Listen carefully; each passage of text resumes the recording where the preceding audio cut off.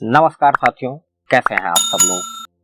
साथियों, पिछली क्लास में हमने आपसे सस्टेनेबल डेवलपमेंट तथा उससे जुड़े कॉन्सेप्ट पे चर्चा की थी। तो आज हम राष्ट्रीय आय की गणना की विधियों के बारे में जानेंगे तथा हाल ही में सरकार ने उसमें क्या परिवर्तन किया है उसको भी समझेंगे। तो आइए एक हेडिंग लगा लेते हैं, राष्ट्रीय आय की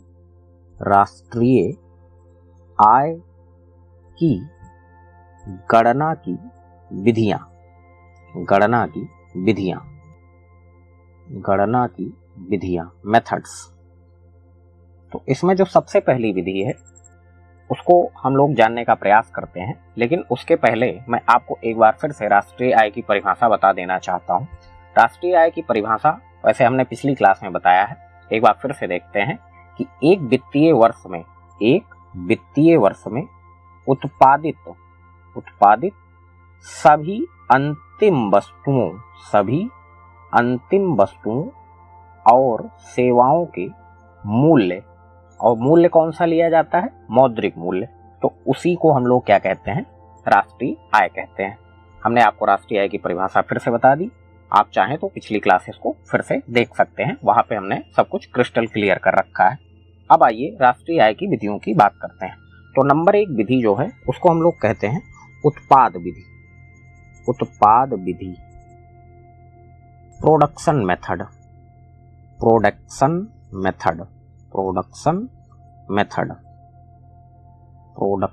मेथड। इसे वैल्यू एडेड मेथड के नाम से भी जाना जाता है। वैल्यू एडेड मेथड हिंदी में कहते हैं मूल्यवर्धित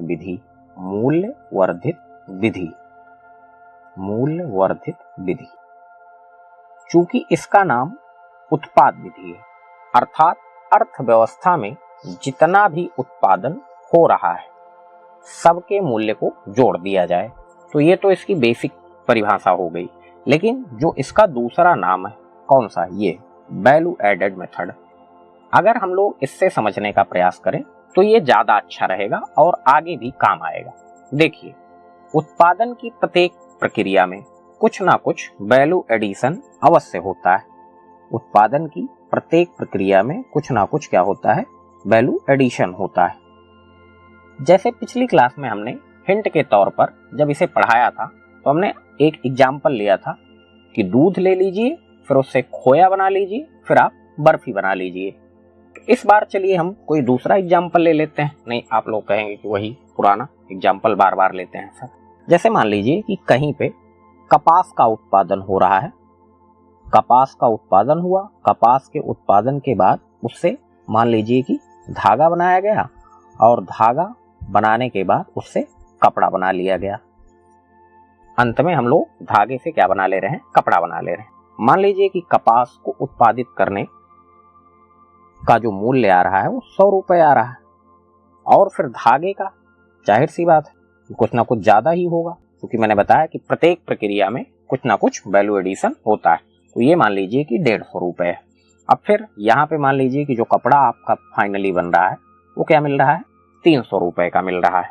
तो अब यहाँ पे ध्यान दीजिए, वही सेम एग्जाम्पल मूल्य संवर्धन की अगर बात की जाए कि कितने का मूल्य संवर्धन हुआ, तो यहाँ देखिए आप, यहाँ हमने आपको जैसे वहां बताया था वही सेम टू सेम यहाँ पे भी। कपास के पीछे हमारे पास कोई एग्जाम्पल नहीं है, तो यहाँ का हम लोग 100 रुपए ही मानेंगे, क्योंकि इसके पीछे का कोई आंकड़ा नहीं है। अब धागे पर कितने का वैल्यू एडिशन हुआ है? 50 रुपीज का।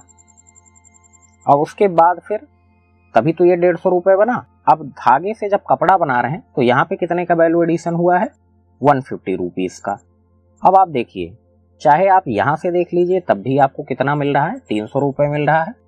और अगर आप इन सबको ऐड करते हैं 100 प्लस 50 प्लस 150, तब भी आपको अंतिम मूल्य कितना मिल रहा है?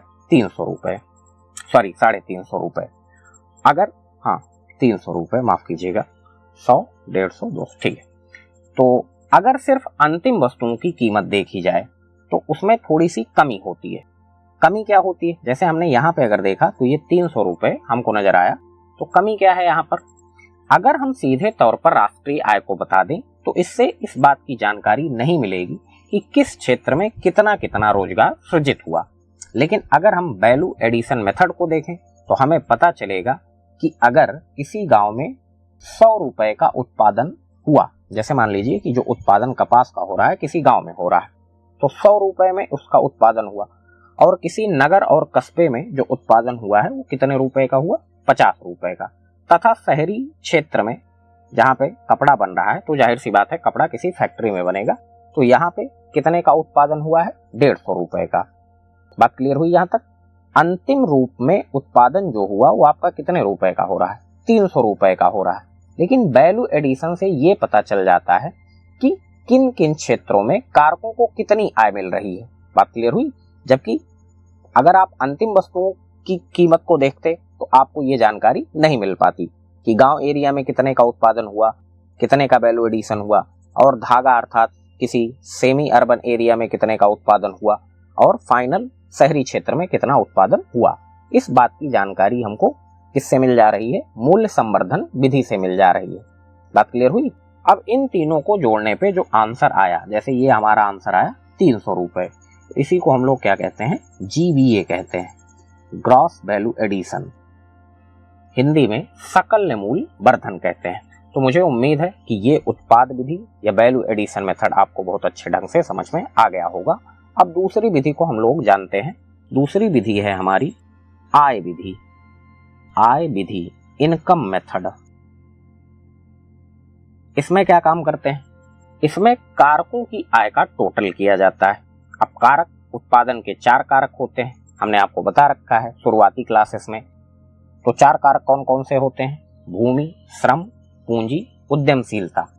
अब इनकी आय, जैसे भूमि को जो आय प्राप्त होती है, आप याद कीजिए किराया या लगान जिसको हम लोग कहते हैं। हमने इसलिए आपको शुरुआत में बता रखा था कि इसकी जरूरत आपको राष्ट्रीय आय एवं उत्पाद वाले चैप्टर में जगह जगह पड़ेगी।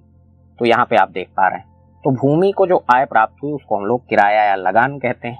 श्रम को जो आपकी आय प्राप्त होती है उसे वेतन या मजदूरी हम लोग कहते हैं। और ब्याज को जो आय प्राप्त होती है, पूंजी को, उसे हम लोग क्या कहते हैं, ब्याज कहते हैं। और उद्यमशीलता को जो आय प्राप्त होती है उसे क्या कहा जाता है, लाभ कहा जाता है। अब अगर इन चारों को जोड़ दिया जाए, इन चारों को क्या कर दिया जाए, जोड़ दिया जाए, तथा साथ ही साथ एक फैक्टर और होता है जिसे कहते हैं मिश्रित आय। मिश्रित आय, मिश्रित आय। अब इसको अगर जोड़ दिया जाए, यानी किराया या लगान, वेतन या मजदूरी, ब्याज, लाभ के साथ साथ किसको जोड़ दिया जाए, मिश्रित आय को जोड़ दिया जाए, तो उससे हमें क्या प्राप्त हो जाती है, नेशनल इनकम प्राप्त हो जाती है, राष्ट्रीय आय प्राप्त हो जाती है। अब आप सोच रहे होंगे कि ये मिश्रित आय क्या है, कभी तो इसके बारे में आपने बताया नहीं, तो हम आपको यहाँ पे बताने के लिए ही बैठे हैं। मिश्रित आय बहुत सिंपल है। जैसे कुछ उद्योग या कुछ ऐसी उत्पादन संस्थाएं होती हैं जो सरकार के पास रजिस्टर्ड नहीं होती हैं, परंतु उनको भी तो आय सृजित हो रही है। इसी आय को क्या कहा जाता है, मिश्रित आय कहा जाता है। तो मुझे उम्मीद है कि आय विधि, इनकम मेथड आपको समझ में आ गया होगा। अब हम तीसरी विधि जानने का प्रयास करते हैं जिसको कहते हैं व्यय विधि। व्यय विधि, व्यय विधि। देखिए, अर्थव्यवस्था में 3 संस्थाएं होती हैं। 3 संस्थाएं कौन कौन सी होती हैं, एक तो परिवार होता है, दूसरा फर्म, बड़ी बड़ी कंपनियां, और तीसरा होती है हमारी सरकार। और ये तीनों संस्थाएं कुछ ना कुछ खर्च अवश्य करती हैं। भाई ऐसा कौन हो सकता है जो खर्च ना करे। हम परिवार अगर हमारे पास है तो वो भी खर्च तो करना ही करना है, कंपनियां भी खर्च करती हैं। अभी मैं आपसे आगे बात करता हूं कि इनके खर्चों को क्या कहा जाता है। पहले इतनी बात आपको क्लियर हो गई, इन तीनों संस्थाओं में कुछ ना कुछ खर्च होता ही रहता है। अब इन तीनों संस्थाओं के व्यय को जोड़ने पर राष्ट्रीय आय प्राप्त होती है। अब परिवार द्वारा जो किया गया व्यय है, परिवार किस पर व्यय करेगा, अपने उपभोग के लिए, उपभोग व्यय। और फर्म किस जो व्यय करती है उसे क्या कहा जाता है, निवेश व्यय, निवेश व्यय, ताकि उसको लाभ प्राप्त हो सके। और सरकार का जो खर्च होता है उसे हम लोग सरकारी व्यय कहते हैं। इसका उद्देश्य क्या होता है, जन कल्याण को बढ़ावा देना, सरकारी व्यय। अब अगर इन तीनों को जोड़ दिया जाए, यानी उपभोग व्यय को, निवेश व्यय को और सरकारी व्यय को, तो हमको क्या प्राप्त हो जाती है, नेशनल इनकम। इतनी बात क्लियर हो गई आपको। अब अगर आप याद कर पा रहे हैं तो यह मैंने आपको कीन्स के अर्थशास्त्र के दौरान भी पढ़ाया है। यह बंद अर्थव्यवस्था का उदाहरण है। लेकिन अब यदि इसमें जैसे उपभोग को हम लोग सी से रिप्रेजेंट करते हैं और इन्वेस्टमेंट यहाँ पे आई हो गया और सरकारी व्यय को जी से रिप्रेजेंट करते हैं, तो नेशनल इनकम का यहाँ पे फॉर्मूला आपको नजर आ रहा होगा C+I+G। और वहां पे जब मैंने आपको पढ़ाया था तो यहाँ पे देखिए 3 सेक्टर ही काम कर रहे हैं, तो इसे 3 सेक्टर इकोनॉमी कहते हैं। अब यदि इसमें मैं x जोड़ दूं और m को माइनस कर दूं तो ये फॉर्मूला C+I+G+x-m। x एक्सपोर्ट है, m क्या है, इंपोर्ट्स है। तो ये 4 सेक्टर इकोनॉमी का उदाहरण बन जाता है और ये ओपन इकोनॉमी होती है। बात क्लियर हो गई। इसीलिए मैं कहता हूं कि सारी चीजों को कनेक्ट करके पढ़ना चाहिए। इसीलिए जो जो चीजें आपके लिए अति आवश्यक थी उनका क्या कनेक्शन बनता है वो मैंने आपको पहले ही बता रखी है। आमतौर पर सारी बातें हमने आपको पहले से ही बता रखी है। अब ये तो बात हो गई राष्ट्रीय आय की गणना की विधियों के बारे में। अब आइए इस पे चर्चा करते हैं कि राष्ट्रीय आय की सीमाएं क्या हैं, यानी क्या क्या चीजें हैं जिनको राष्ट्रीय आय द्वारा हम लोग काउंट नहीं कर सकते हैं। तो एक फ्रेश हेडिंग लगा लेते हैं हम लोग, राष्ट्रीय आय की सीमाएं। राष्ट्रीय आय की सीमाएं। सीमाएं जैसे कुछ चीजें ऐसी होती हैं जिनको राष्ट्रीय आय की गणना पूरा नहीं कर पाती है। इसको उदाहरण के माध्यम से समझते हैं। जैसे मान लीजिए कि एक एग्जाम्पल मैं लेता हूं, इसको आप ध्यान से सुनिएगा। जब हम राष्ट्रीय आय की गणना करते हैं तो इससे ये पता चलता है कि देश में जीडीपी कितना बढ़ रहा है। बात क्लियर हुई। जब हम राष्ट्रीय आय की गणना करेंगे तो हमको जीडीपी के बारे में आइडिया लग जाएगा, जीडीपी बढ़ रहा है या घट रहा है। तो मैं मान लेता हूं कि जीडीपी कितना बढ़ रहा है, इसका आइडिया हमको लग जाता है। उत्पादन कितना बढ़ रहा है, ये दोनों बातें हमको राष्ट्रीय आय की गणना से पता चल जाती हैं। हमने आपको राष्ट्रीय आय का महत्व के दौरान भी ये सारी बातें आपको बता रखी हैं। फिलहाल यहाँ ध्यान देते हैं, मैंने कहा कि देश में जीडीपी कितना बढ़ रहा है, उत्पादन कितना बढ़ रहा है, इस बात की जानकारी हमको प्राप्त हो जाती है। परंतु इससे यह पता नहीं चल पाता कि देश में आर्थिक कल्याण की क्या स्थिति है। देश में आर्थिक कल्याण की स्थिति के बारे में हमको राष्ट्रीय आय कोई मदद या कोई सहायता नहीं कर पाती है। बात क्लियर हुई। प्रत्येक व्यक्ति का कल्याण हो पा रहा है या नहीं हो पा रहा है, इस बात की जानकारी हमको राष्ट्रीय आय के द्वारा नहीं प्राप्त हो सकती है। अब जैसे मान लीजिए कि टाटा जी की कंपनी में उत्पादन आपका बहुत तेजी से बढ़ा। अब अगर उत्पादन तेजी से बढ़ा तो जाहिर सी बात है कि जीडीपी भी आपका बहुत तेजी से बढ़ेगा। लेकिन जरूरी थोड़ी है कि किसी रामलाल या मंगरू को भी इसका लाभ मिला हो। ऐसा इसलिए भी हो सकता है या होता ही है क्योंकि संसाधनों का वितरण भी क्या होता है, असमान होता है। किसी के पास ज्यादा संसाधन है, किसी के पास कम संसाधन है। इसी तरीके से किसी क्षेत्र में संसाधनों का अभाव है। तो मैंने आपको शुरुआत में बताया था कि संसाधनों का उचित वितरण ना हो पाना ये ज्यादा बड़ी समस्या होती है। अब जिसके पास भाई संसाधन ज्यादा है वो उत्पादन भी ज्यादा कर लेगा, तो उत्पादन ज्यादा कर लेगा तो वो अल्टीमेटली देश की जीडीपी में काउंट हो जाएगा। बात क्लियर हो गई आपको। तो ये चीज है। तो अब यहाँ पे कुछ भी आप कर लीजिए, आप आर्थिक कल्याण के स्तर के बारे में जानकारी नहीं प्राप्त कर सकते हैं। दूसरी चीज होती है जिसको हम लोग कहते हैं बाह्यताएं। बाह्यताएं, बाह्यताएं अंग्रेजी में इसके लिए वर्ड होता है एक्सटर्नलिटीज। Externalities, externalities. सबसे पहले आइए इसको समझने का प्रयास करते हैं कि बाह्यताओं या बाह्यताएं का क्या मतलब है।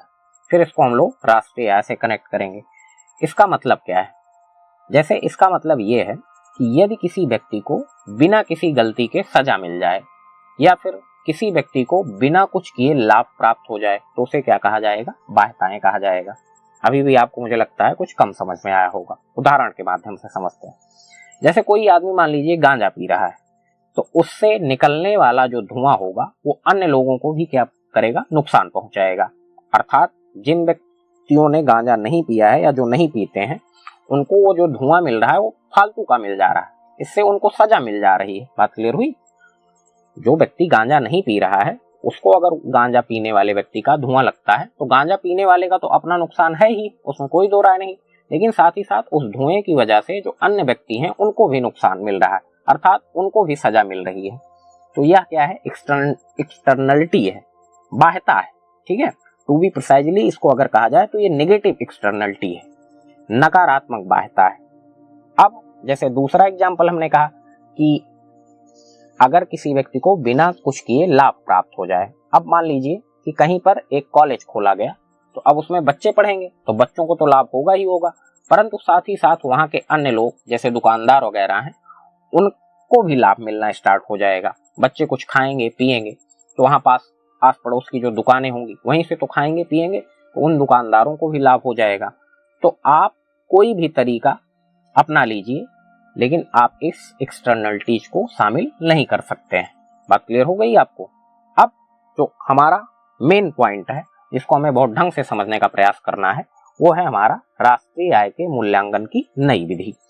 तो ये दो कमियां हैं राष्ट्रीय आय की सीमाओं की जिसके बारे में हमने बात की। आइए यहाँ पे ध्यान देते हैं।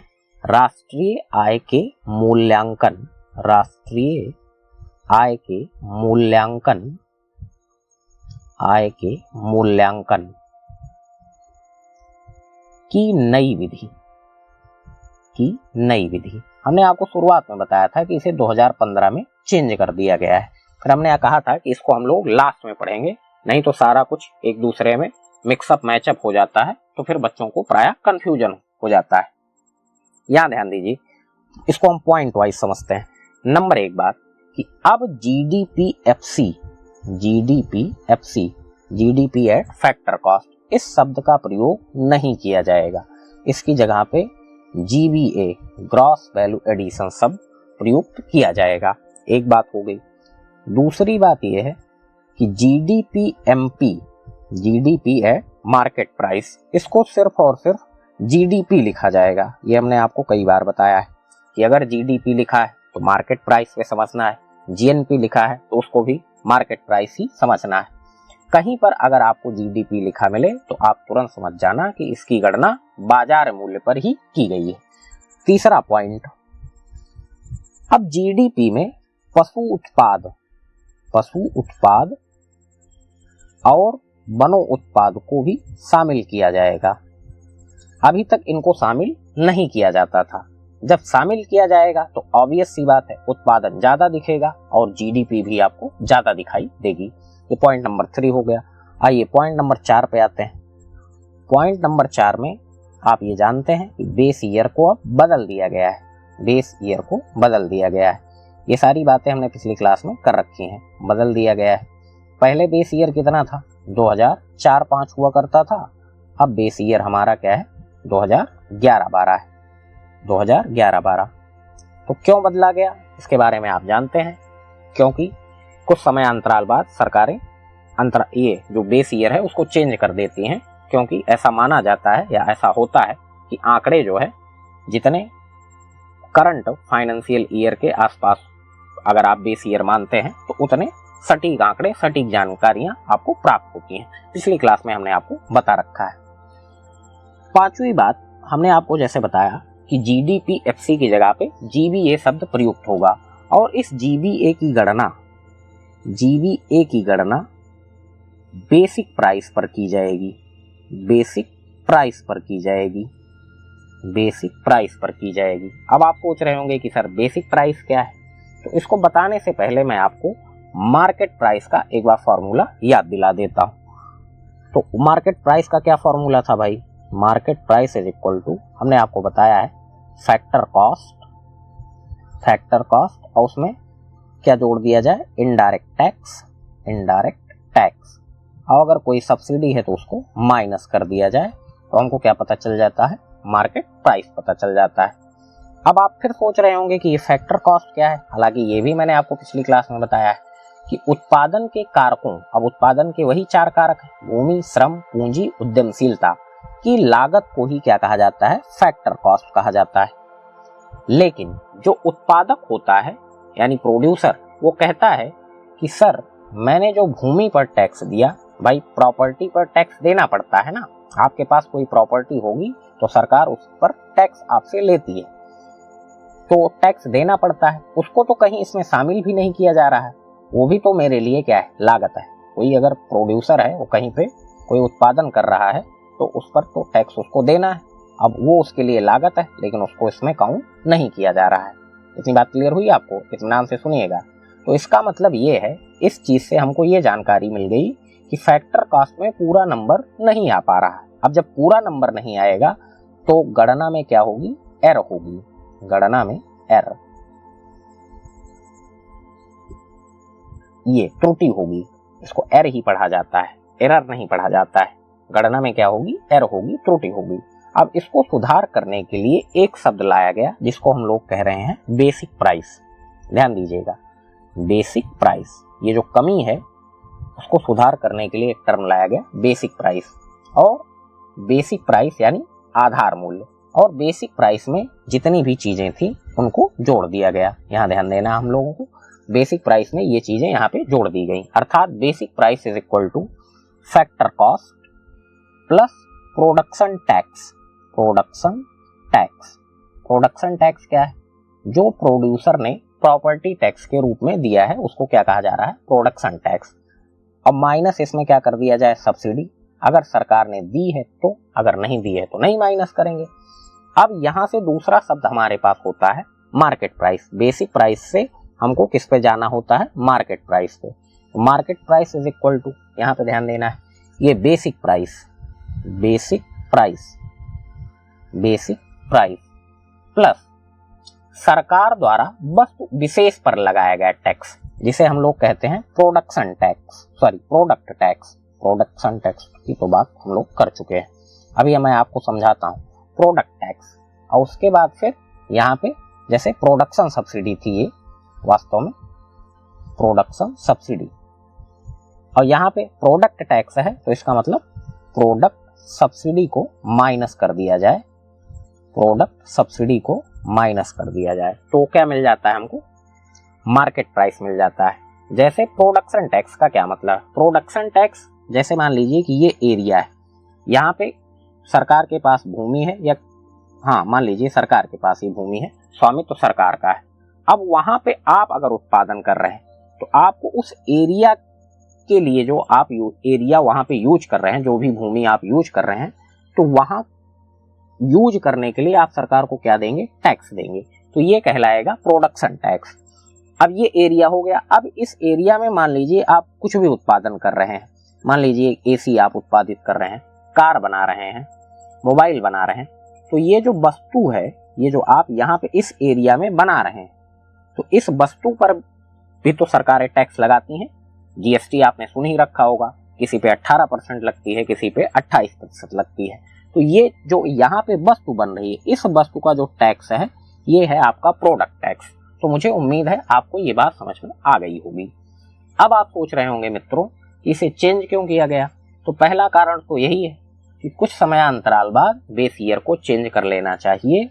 मैंने आपको बता रखा है कि बेस ईयर करंट ईयर के जितना नजदीक होता है उतने सटीक आंकड़े प्राप्त होते हैं। दूसरा कारण क्या है? दूसरा कारण ये अंतरराष्ट्रीय मानकों के आधार पर लिया गया निर्णय है। इसको थोड़ा सा समझ लेने का प्रयास करते हैं हम लोग। United nation system of national accounting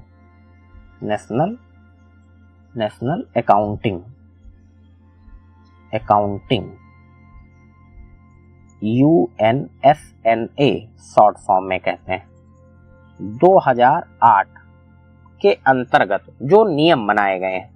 अब ये नियम बनाए गए हैं, अब ये नियम है क्या, ये जानना आपके लिए बहुत महत्वपूर्ण नहीं है। तो ये कारण थे सर। अब जब ये चेंज किया गया था तो हमने आपको ऐसे वहां पे बता रखा है कि अच्छा खासा विवाद हुआ था। तो विवाद हुआ था तो सरकार ने ये कहा था कि हम अंतरराष्ट्रीय मानकों के अंतर्गत ये निर्णय ले रहे हैं ताकि हम लोग जो दुनिया की और भी अर्थव्यवस्थाएं हैं उनसे अपनी अच्छे ढंग से तुलना कर पाए।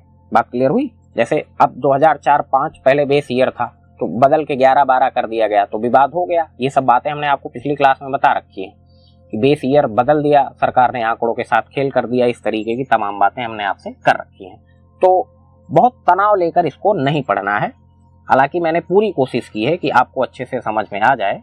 और इस मेथड को लेकर रघुराम राजन सर ने भी कहा था, the new method is quite confusing and RBI is still trying to understand it. ठीक है, तो ये चीजें हैं। तो इस तरीके से हमारा राष्ट्रीय आय एवं उत्पाद वाला चैप्टर समाप्त होता है। अब हम लोग इससे रिलेटेड कुछ प्रश्नों को देख लेंगे, फिर अपनी नेक्स्ट क्लास पर मूव करेंगे। आपसे अनुरोध है कि इस चैनल को ज़्यादा से ज़्यादा लोगों के साथ शेयर करें, सब्सक्राइब करना ना भूलें तथा वीडियो को पसंद आने पर लाइक करना बिल्कुल भी ना भूलें। बहुत बहुत धन्यवाद आप सभी लोगों का।